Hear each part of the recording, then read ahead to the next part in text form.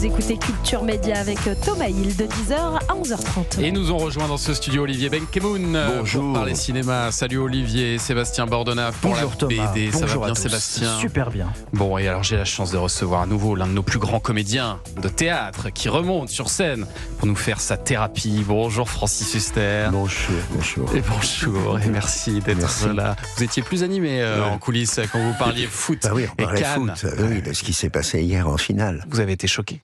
Très choqué parce que normalement, quand tu sors du terrain, 10 joueurs du Sénégal sont sortis du terrain pour normalement protester exclus. contre le Heureusement penalty. qu'il y a un 11e qui est resté sur le terrain, mais je ne sais pas ce qui va se passer. Sadio Mané, ouais. Je connais pas la suite, Vous vraiment. pensez qu'il va y avoir des recours peut-être sur cette finale? Oui, j'ai l'impression qu'il y aura peut-être des recours. Ah, donc on n'en a peut-être pas fini, on n'a peut-être pas fini d'en parler. On aura la possibilité de montrer pendant la Coupe du Monde face au Sénégal et à la Norvège qu'on mérite de remporter peut-être encore une fois la Coupe du Monde. Francis Huster, toujours très fan de foot. Hein. Je sais que vous suivez ça. Je suis fan de foot parce que je trouve, je ne sais pas votre avis, mais que ça ressemble exactement à notre monde et ce qu'on vit. C'est-à-dire, on croit que tout d'un coup, tout est perdu et à la dernière minute, tu gagnes le match, ou alors on croit que ça y est, on a tout gagné et puis finalement, tu le perds. C'est beau pour ça. C'est la vie. En tout cas, là, ce matin, vous n'êtes pas là pour nous parler de foot, mais de En Thérapie, l'adaptation au théâtre de la série israélienne Betty Pool, qui avait été adaptée en France déjà sur Arte. Tout le monde a vu la série, j'imagine, sur Arte, En Thérapie. Excellente série. Série que vous, Francis Huster, délibérément, vous n'avez pas regardée.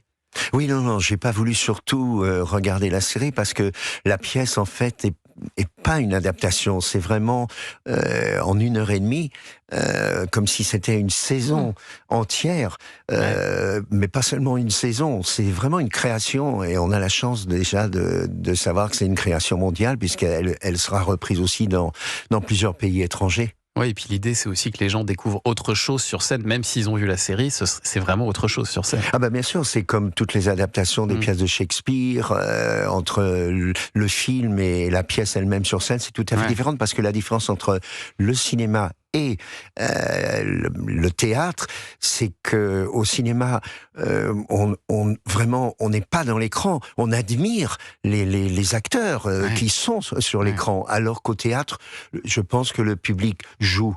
Il se met à la place de l'acteur qui est sur scène. C'est pour ça que c'est très difficile pour nous, parce que on peut pas faillir. Ou on est à 100%, ou alors le public nous rejette. C'est ça.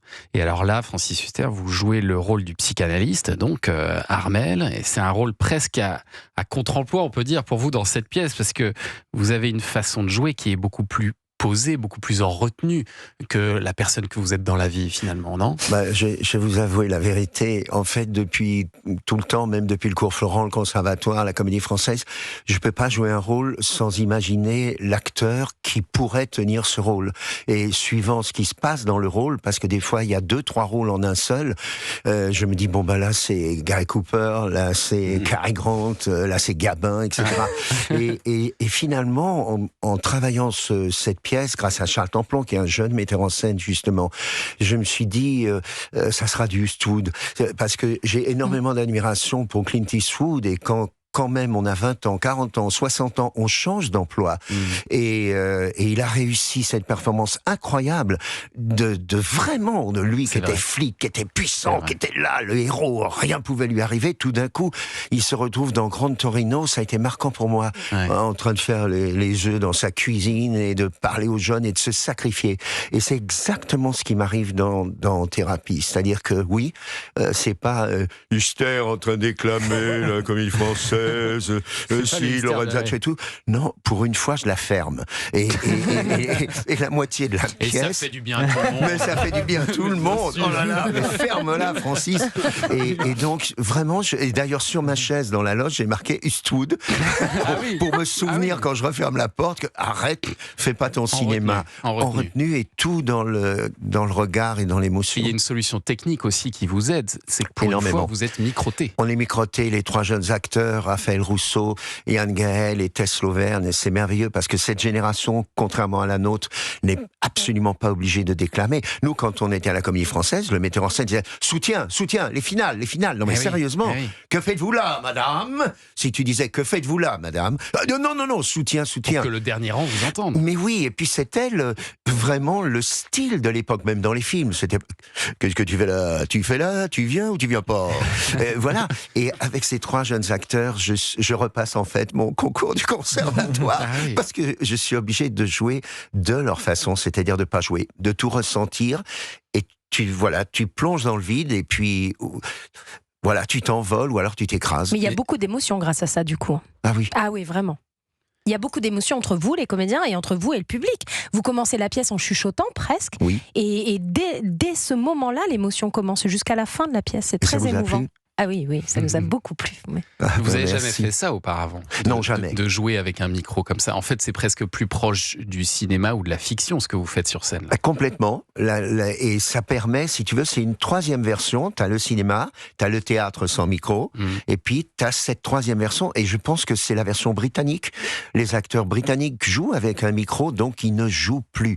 C'est la différence entre dire « to be or not to be, that's the question ». Voilà comment on jouait à l'ancienne, et maintenant c'est plus du tout ça, c'est to be or not to be, that's the question. Voilà, c'est complètement différent. Enfin, pour moi, voilà, c'est tout à fait une autre carrière, une carrière du regard au lieu d'être une carrière de la voix.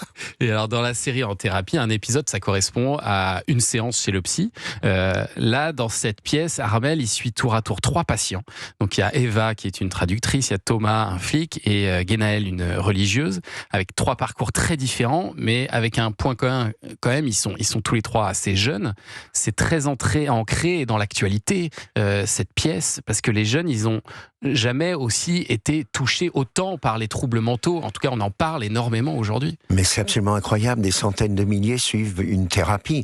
Et c'est justement notre responsabilité, et la vôtre, de forcer le pouvoir politique en France à faire en sorte que dans les lycées, quand ces jeunes de 14 ans, 15 ans, 16 ans, effectivement prouvent qu'ils sont mal à l'aise, qu'ils ont des problèmes, il faut absolument qu'il y ait un thérapeute, une thérapeute qui puisse leur tendre la main. Et malheureusement, il y en a vraiment, il y a eu un effort qui a été fait, mais il n'est pas assez considérable. Il le faut vraiment. Et on le voit. Et les 3 jeunes comédiens, d'ailleurs, ont suivi eux-mêmes, dans leur propre parcours personnel, une thérapie. Mais c'est sérieusement. Moi pas, parce que je crois que le thérapeute ou la thérapeute aurait baissé les bras. Puis finalement, on est un peu tous vos thérapeutes. Là, alors particulièrement dans cette pièce, mais en général. Complètement. Votre thérapie, vous l'avez faite sur scène. Je l'ai fait sur scène, et grâce à des metteurs en scène, justement, qui voulaient réincarner le rôle. C'est pour ça que je me bats toujours pour les œuvres de Shakespeare et de Molière, parce que je pense qu'il faut les réinventer. Un jeune d'aujourd'hui, de 15 ans, il est plus dans une ligne droite, il est dans une descente vertigineuse, ou alors dans une montée pendant laquelle il a peur de s'écraser dans le choix du métier, dans le choix de sa vie personnelle. Mais vous aussi, vous avez vécu des choses très difficiles dans votre vie. Vous aussi, vous avez eu des traumatismes. Et jamais vous avez eu ce besoin d'aller voir un psy, d'en parler ? On me l'a proposé plusieurs fois et j'ai toujours refusé. J'ai toujours refusé parce que je voulais rayer ma vie personnelle, et en fait d'avoir des dizaines d'autres vies, ce sont ces rôles. Là pour l'instant, je suis dans la vie de ce Armel. Je suis content parce que ARMEL, il y a dans Marcello, que j'admire tellement, Marcello Mastroianni et Federico Marcello Fellini, puisqu'il s'appelait aussi Marcello. Il y a ARMEL, et vraiment j'ai l'impression que c'est comme la Dolce Vita, cette pièce, c'est-à-dire que tout aurait pu se passer, tout aurait pu être formidable, et tout finalement s'écrase. Allez voir Francis Huster sur scène dans cette pièce exceptionnelle En thérapie, mise en scène par Charles Templon, avec Yann Gaël qui joue Thomas, Tess Lauverne, on va les citer aussi, Raphaël Rousseau. C'est en ce moment au Théâtre Antoine à Paris.